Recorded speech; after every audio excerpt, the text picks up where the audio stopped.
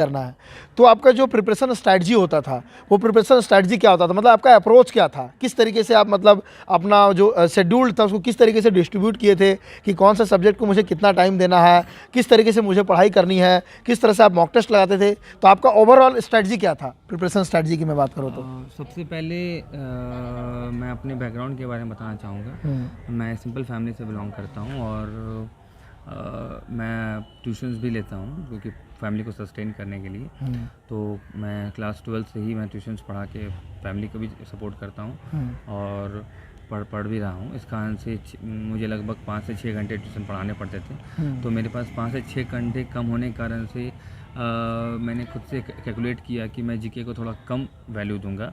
तो मैं क्योंकि मैथ अगर आप देखेंगे एसएससी का सिलेबस पैटर्न एग्ज़ाम का, तो आपका इंग्लिश 250 मार्क्स का होता है और मैथ्स 250 मार्क्स का होता है। तो और 100 मार्क्स तो डिस्क्रिप्टिव है। तो अगर देखा जाए तो आपके पास 600 मार्क्स आउट ऑफ 700 मार्क्स सिर्फ मैथ इंग्लिश आपको देता है। तो मेरा पूरा फोकस था कि मैं मैथ और इंग्लिश को बेस्ट रखूं। इस कारण से मैं मैथ में मेरे इंग्लिश में मेरे 193 मार्क्स थे मेंस में, और मैथ्स में मेरे 167 मार्क्स थे मेंस में।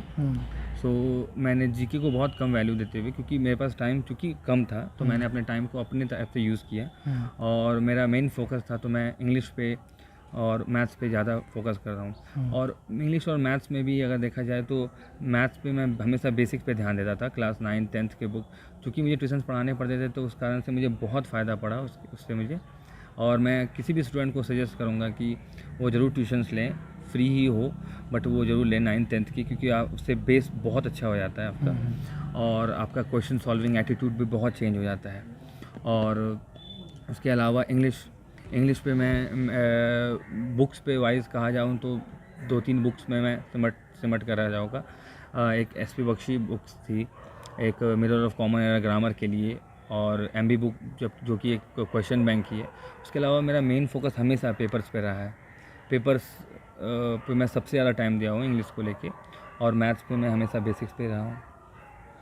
ठीक है, आपने एक बहुत यहाँ पे अच्छी बात कही कि ट्यूशन्स को लेकर के बेसिकली मेरी काफ़ी स्टूडेंट्स से बात होती है, वहाँ पे स्टूडेंट्स क्लियरली कहते हैं कि मैं जो ऐसा कि अपने टाइम्स को पूरी तरह से चाहता हूँ कि मैं अपनी तैयारी में दूँ। तो इसको आपने साबित करके दिखाया कि यदि अगर आपका एम क्लियर है तो जो भी सारी चीज़ें हैं जो एजुकेशन से रिलेटेड है वो आपको गोल को अचीव करने में ही हेल्प करती है। यहाँ पे एक और इम्पॉर्टेंट बात आती है कि जैसा कि आपने तो फर्स्ट अटेम्प्ट में ही क्लियर कर दिया, तो ये फर्स्ट अटेम्प्ट में क्लियर करने का राज क्या था आपका? क्योंकि मैंने बहुत कम ऐसे स्टूडेंट से मिला हूँ जिन्होंने चाहे कोई भी एग्जामिनेशन हो, अब वो लगातार कंटिन्यू मेहनत करते रहे, तो 1 अटेम्प्ट 2 अटेम्प्ट में 3 अटेम्प्ट में हुआ है लेकिन हो गया। तो आपका फर्स्ट अटेम्प्ट में ही सिलेक्शन का अगर कोई आपसे एक वो पूछो तो वो क्या रहा आपका? सबसे इम्पॉर्टेंट चीज़ है कि मैंने अपने वापसी का रास्ता हमेशा बंद रखा है कि मैंने ऐसा कोई रास्ता नहीं रखा जो जिससे मैं बैक जा सकूं। जैसे मुझे बहुत कोई ने सजेस्ट किया कि आप रेलवेज़ के फॉर्म भरो या आप बीएड करो या एमए करो। ये सब चीज़ें आपको बैकवर्ड्स की तरफ आपको ये करती है। जब भी आपका लाइफ में प्रॉब्लम्स आएगा, आपका ब्रेन कहेगा कि आपके पास तो बीएड का डिग्री है, आप चिल होकर कर सकते हो। बट ये सब डिग्री ना होने के कारण से ब्रेन हमेशा टेंस रहता है कि आपके पास कुछ नहीं है, इट मीन्स आपको आगे ही बढ़ना है। That's burn one's own boats, एक फ्रेज़ होता है इंग्लिश में कि वापसी का रास्ता बंद कर देना। मैंने अपने सारे बोट्स को बंद कर दिया था, जला दिया था, ताकि मैं बैकवर्ड्स ना जा सकूं। सो एक ही तरफ का रास्ता था, वो था फॉरवर्ड। That's why.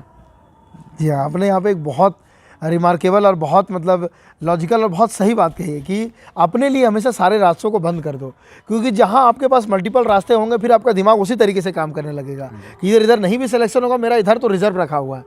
तो यहाँ पे फिर एक बात और आती है कि स्टूडेंट्स के मन में कहीं ना कहीं ये भी तो होता है कि क्या दिक्कत है, इस बार सिलेक्शन नहीं होगा, अगले बार हो जाएगा। फिर उसका रास्ता आपने कैसे बंद किया? ना मैंने हमेशा फोकस रखा था कि मुझे फर्स्ट अटेम्प्ट में ही क्रैक करना है उसको लेके। और चूंकि मैं कोई फॉर्म नहीं भरता था, इस कारण से डर तो हमेशा रहता था। इसी कारण से डर से मैं थोड़ा ज़्यादा भी पढ़ पाता था मैं, और यही मेरा एक स्ट्रैटेजी था मेरा मेनली। थोड़ा सा हम लोग बात करेंगे सीएचएसएल के ऊपर भी। आपने कहा कि सीएचएसएल में आपका 3 बार सिलेक्शन हुआ लेकिन आप टाइपिंग के लिए गए ही नहीं। तो यहाँ पे थोड़ा सा मेरे मन में एक सवाल आ रहा है कि जब आपको पता था कि टाइपिंग में मुझे नहीं जाना है और जाते भी नहीं थे, तो फिर आप फॉर्म भरते ही क्यों थे? आप भरते थे तो 1 बार भरे, फिर 2 बार भरे, फिर तीसरा बार भी भरे, इसका क्या कारण था? मैं अगर क्योंकि आपकी जानकारी के लिए बता देना चाहता हूं कि अनअकैडमी आप लोगों के लिए टॉप एडुकेटर्स के द्वारा टॉप बैचेस लेकर के आ चुके हैं, जो कि आप लोगों का 30 जून से स्टार्ट हो रही है। यहाँ पे ये सारे एडुकेटर्स जो है कि आपको मिलेंगे टॉप एडुकेटर्स के तौर पे, और ये जो है कि बेस्ट प्लेटफॉर्म एसएससी के प्रिपरेशन के लिए फ्रेंड्स। यहाँ पे जो है कि इतने सारे कंटेंट का जो कि एक्सेस मिलता है आपको केवल और केवल एक सब्सक्रिप्शन में। बेस्ट एडुकेटर के तौर पर ये सारे एडुकेटर्स आप लोगों को मिलेंगे।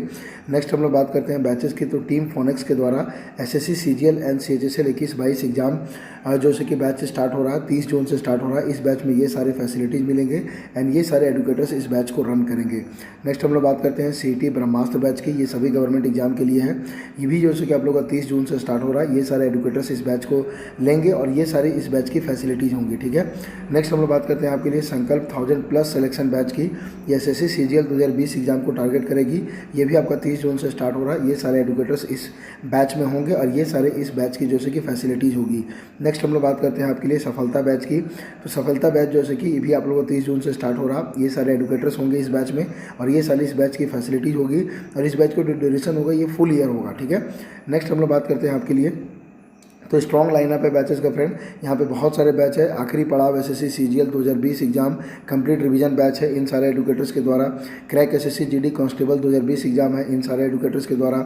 M batch for SSC multitasking exam 2020 है इन सारे एडुकेटर्स के द्वारा। नेक्स्ट हम लोग बात करते हैं आपके लिए और भी है foundation batch SSC CPO 2021 exam है इन सारे एडुकेटर्स के द्वारा। क्रैक एसएससी स्टेनोग्राफर 2021 एग्जाम है इन सारे एडुकेटर्स के द्वारा। सारे के सारे बैचेज आपका 30 जून से ही स्टार्ट हो रहा। ये वाला भी जो ऊपर बैच था ये भी आपका 30 जून से ही स्टार्ट हो रहा। ओके फ्रेंड, नेक्स्ट हम लोग बात करते हैं आपके अनअकैडमी के जो प्राइस हाइक है फ्रेंड। 30 तारीख आज आखिरी डे है, इसलिए जो भी स्टूडेंट्स परचेज करना चाहते हैं जल्दी से जल्दी परचेज कर लीजिए। हो सकता है कि आज के बाद आपका प्राइस इंक्रीज कर जाए। आज आप लोग परचेज करेंगे तो 24 मंथ का आपको पे करना पड़ेगा 7800, यानी महीने का पड़ेगा 325 रुपया। उसी तरह 12 मंथ का परचेज करेंगे तो आपको पे करना पड़ेगा 6500, यानी आपको एक महीने का पड़ेगा 542 रुपया। नेक्स्ट अनअकैडमी का जो कॉम्बैट होता है वो आप लोगों का हर संडे को होता है। अपने आप को एनरोल कर सकते हैं, बिल्कुल फ्री है, हिंदी और इंग्लिश दोनों में है।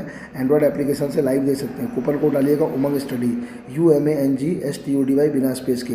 रैंक 1 से 3 आएंगे तो 1 ईयर का एसएससी का प्लस सब्सक्रिप्शन मिलेगा। 4 से 10 आएंगे तो 75% स्कॉलरशिप। 11 से 50 आएंगे 50% स्कॉलरशिप। 51 से 500 आएंगे 25% स्कॉलरशिप, ठीक है। यहाँ पे जैसे कि आप लोगों का ये सारे जैसे कि आपके प्लान्स हैं। ओके फ्रेंड्स, जो भी स्टूडेंट्स अनअकैडमी के प्लस सब्सक्रिप्शन इंटरेस्टेड हैं तो बिना देरी किए हुए आप लोग अनअकैडमी का प्लस सब्सक्रिप्शन ले सकते हैं। ओके।